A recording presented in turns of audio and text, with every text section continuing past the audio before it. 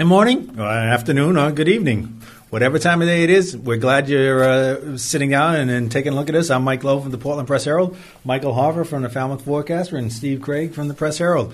We're here today to talk a little bit about baseball and softball. Our previews are coming out, and you can check all the previews at the pressherald.com or the forecaster.com. And we have plenty to talk about today. We're going to start with softball. Mike, it looks like it's going to be a very interesting year on Class A softball this year, I think. Absolutely, and I think like pretty much every other year this century, we start the conversation with Scarborough. I know they graduated some key players from last year, but this program is as good as any. They reload year after year. Chloe Griffin's going to get her chance this year to be the ace, and I know Coach Tom Griffin, her uncle, thinks she can be as good as anybody. So, they're certainly the team to beat. TA, Portland, Noble, I think there's some other teams in the mix, but, the road to the championship always seems to go through Scarborough. It does. I mean, they're replacing some of their pitchers. Bella Dickinson's going to step in. She played as a freshman last year at shortstop. They returned their entire infield. Right. They got Sam Carrera back in the outfield. They have a new catcher, Hunter Greenleaf, and from what I tell, she's just a big hitter, and she's going to add a little pop in the middle of that lineup. Everyone can hit, though. Everyone can hit. 1 through 9. 1 through 9. That's why they're the team to beat, and they play exceptional defense. I think Thornton Academy might be the team that pushes them the most. I agree. They have 2 first-team SMA All-Stars coming back, and Olivia Howe and Caitlin Verreau, and Louisa Colucci is a pretty good pitcher as well, and all 3 of those pitch. So with Thornton, it always comes down to defense. Portland's got Jess Brown. Yeah. She's going to keep them in a lot of games. I think Massabesic's going to be very good. They're still a young team, a lot of juniors, and they're going to contend. Noble's got Reagan Kelly, who was the SMA Pitcher of the Year last year. And Wyndham is going to hit the ball. Wyndham is going to hit the ball a lot. A lot with them depends on whether they can find a pitcher. It all comes down to defense and pitching, I think, in the SMA, and I think Scarborough's above everybody else. Right, and Portland certainly got the pitching, and Jess Brown and Sydney Gilbert. I think replacing Morgan Boyle's bat and Taylor Crosby in the middle of the infield is going to be big for them, and we'll see how they do. They're coming off their best season in 13 years, so you can't overlook Portland. Can't overlook them. And we go to Class B, and I think right now, if you base it on what's coming back from last year, Wells is the team to beat in Class B. They have Anya Chase returning. She is a strikeout pitcher. She's also a heck of a hitter. Kevin Fox, not sure, he says. I've got 5 starters back from last year. It depends on the other 4 come through. I say you got 5 good starters back, and Anya Chase, you're the team to beat. Yeah, I think they're the favorite for a reason, and I've heard coaches say there's a lot of balance in the region, but Wells is a couple rungs above. Yarmouth, they've been right there the last several years. They've got a new coach this year in Sandra Sanford. They've got Kate Ralph back as catcher. She's a 4-year player. Tasha Powers, CN Lyon, will be pitching for the Clippers. Seems like they're always right there. Yeah. They gave Wells a very close game in the semis last year and fell a run short, so I think you have to take them seriously. You do, and Sophia McGrath is back in center field, I believe. She's a pretty good player. Gray New Gloucester has their pitcher, Allie Martell, back, along with the catcher, Alexa Thayer. They're going to be in the mix. And I really think when you look at it, those are the 3 teams that are probably going to come out of top. Other teams, Greeley has Kelsey Curry, a great pitcher. Jess Roba shows a pretty good pitcher at Cape Elizabeth. But overall, in terms of the teams, you got to look at those 3. Yeah, I have a hard time disagreeing with you. It seems like Gray New Gloucester's there every year, just about every year, and that's a program that's always in the mix. So, they might be the team that ultimately gives Wells the biggest run, but I think Yarmouth will be right there with them. I agree. And in Class C, I know you don't have many Class C schools, but around here, Sockeye Valley seems to be the team. They brought a lot of kids back. They got their pitcher back, catcher back. That's a big thing when you have your pitcher and catcher returning. It's a simple thing. It's a simple thing. So we're going to switch over to baseball now. Mr. Craig. Yeah, I think the team to beat in Class A this year, this is just consensus, is Thornton Academy. They had a lot coming back anyway, led by Brogan Searle Berlanger, who's going to go to the University of Maine and play. But then they picked up 2 really key transfers. Colby Lambert, who was Bonnie Eagle's top pitcher, one of the very best outfielders in the state. He's going to go play at Franklin Pierce, a strong Division II program. And then the catcher named Seymour, who was previously at Scarborough.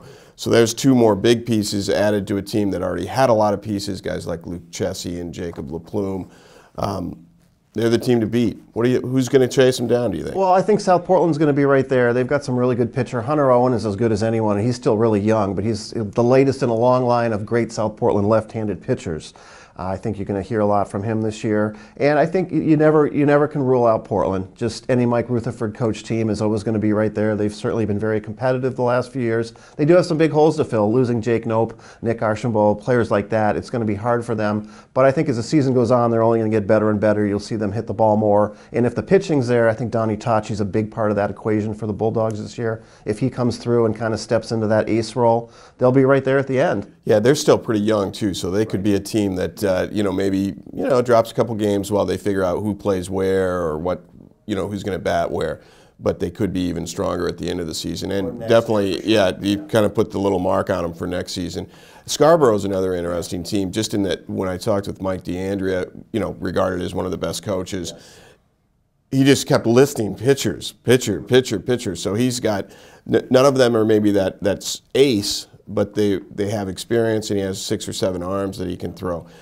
Can I interrupt? Sure. What about Falmouth and Kennebunk? These are teams that are coming up and playing in the SMA for the first time, or back in the SMA. Right, and if this were a year ago, I think Falmouth would be the favorite, even if it would be their first year in the SMA. But they've lost. I think they return pitchers who have thrown a total of 9 innings and have 1 win from last year. I mean, they lost their ace. They had some great pitching last year. It's going to be tough for them to be an upper echelon team, I think. I think they'll be in the mix, middle of the pack.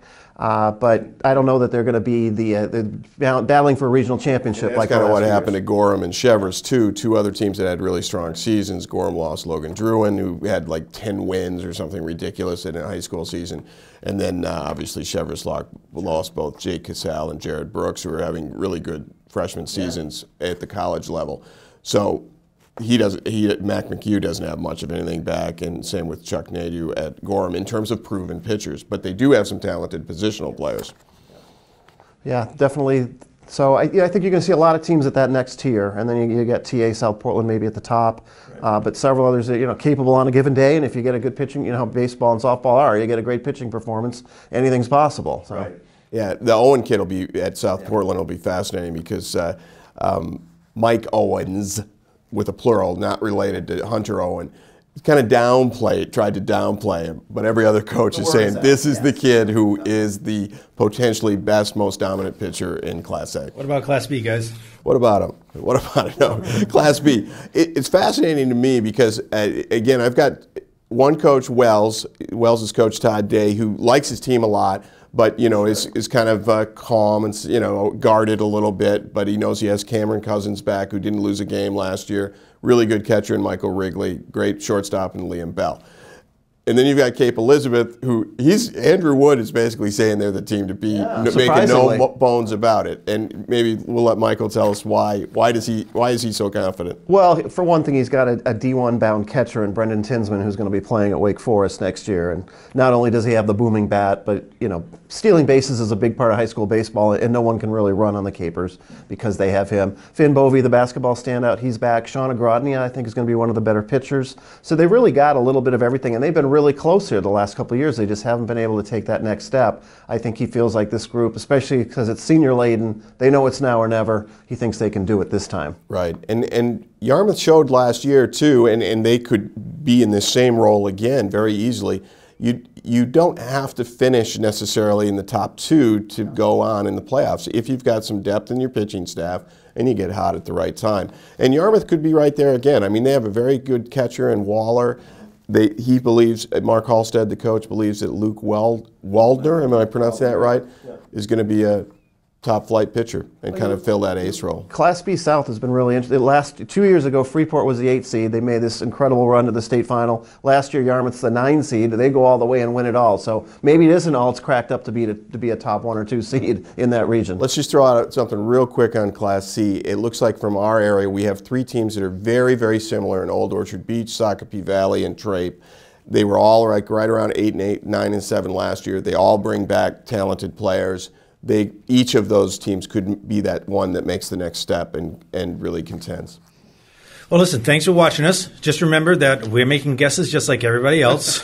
Nothing we say should be taken in, to the bank. Right. But again, you can check all the previews out at pressherald.com and the Falmouth Forecaster, and hope it warms up soon and you get to go outside and enjoy the season.